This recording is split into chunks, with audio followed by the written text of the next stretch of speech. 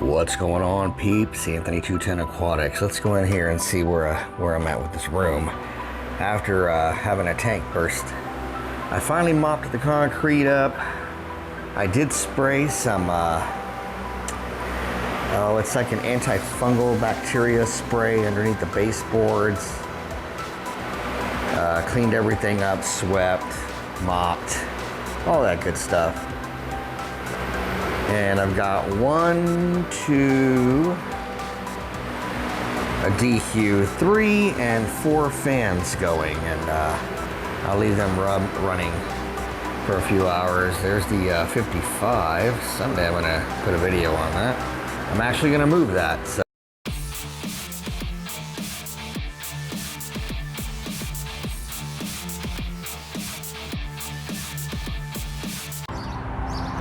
$20 long, I broke a tank down to move this 20 long out here, and in all of the midst of moving things around, I came to an idea yesterday. So what I think I'm gonna do is I'm gonna walk behind the camera. I might have to pan over here, but I figured out initially that maybe I can have a bunch of fish right in here in this area.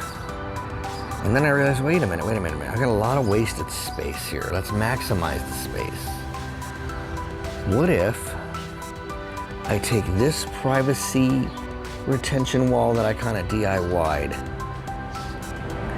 and moved it such that the cinder blocks here and all this stuff that's kind of holding it from tipping over, all of that to the very edge, which I kind of measured. So essentially move this wall, bring it all the way here. I still have my privacy, but then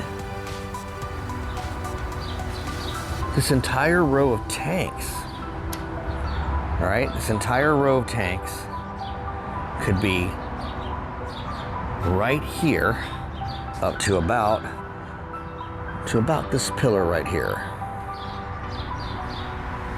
And look at how much more room I have to grow. So I could bring all my tanks out here. I could get some bigger tanks, and I could even go probably 3 high. I'd love to hear what you think. This has been a really odd part of my patio. Obviously, I would move my kayak trailer out of here, which I was planning on doing anyway. It needs to be on the other side anyway. So that's gonna happen anyways.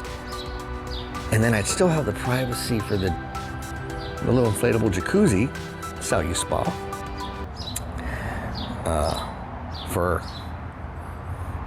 For humans, of course, not fish. Man, and then I could just kind of grow it out. I could square it off. I had the idea at first, like before I saw that, I was thinking, well, dude, I've got, I can just kind of boom, boom, and then have another row going this way, and I could just walk down from here, or enter it from a little opening right here, and then have a wall of aquariums there, and there you go. So that idea, but wider and upgraded and maximizing the space over here. So when I say that I'm thinking about reloading, I really am. It's gonna take a little longer. I think that's my plan, actually. And so I think I wanted to share that with you. Yeah. So in order to make that happen, I can't really invest and go all into like what I would call many of the tropical fish I've been doing. I think I would still keep angels inside, except for maybe in the summers. But the point is, I think what I want to do with my channel is maybe start researching some really cool, God, it almost feels ironic to say tropical, but some hardy freshwater. How about that? Some hardy freshwater fish, kind of like the Goudier lion's eye that I've got. The other thing about being outside here is the sky's the limit as far as water changes. I can just do it basic. That's the other thing I filmed yesterday. I could, I've got a hose over here that I fill with. I just pull it and fill it. And I have a pump that I use, and the hose for the for the intake on the pump runs out this way over the edge of my patio, and out goes the water.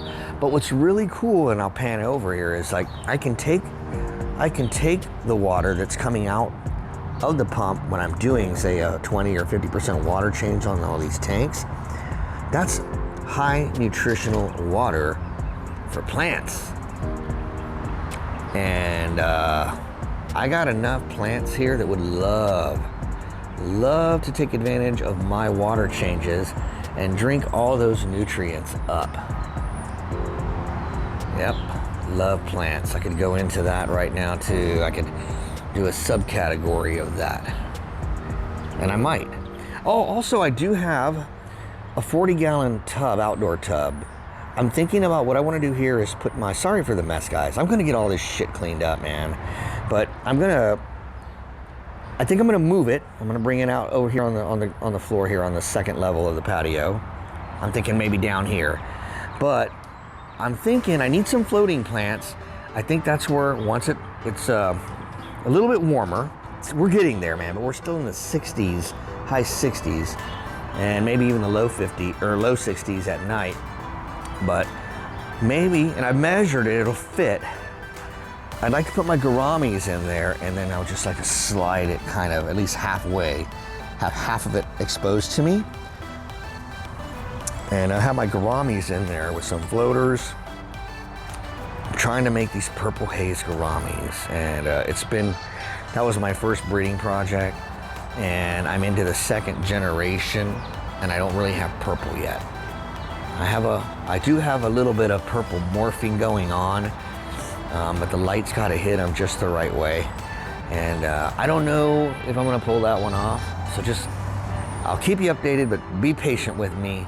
I'm not satisfied, and hopefully I don't have to start over again for various reasons, but we're going to find out. And I won't know until I get them out here and it's warm. And I set the right conditions again. I need some floating plants. I need the right temperature. We need a little bit more neutral pH. A lot of stuff that goes on with that for the right conditions. But I would love to get some really brilliant, I'm talking brilliant purple gouramis. But I dig it. It's so cool when you get some little fish in there and you see how small they start and you see them come on up. It's so neat. Because I don't have to go buy any fish, right? Once you start getting like that, man, I'm just making new fish. And that's fun. That's fun for me. I love it. I don't know. It just puts me in a happy place. You guys take care, and we'll see you in the next one.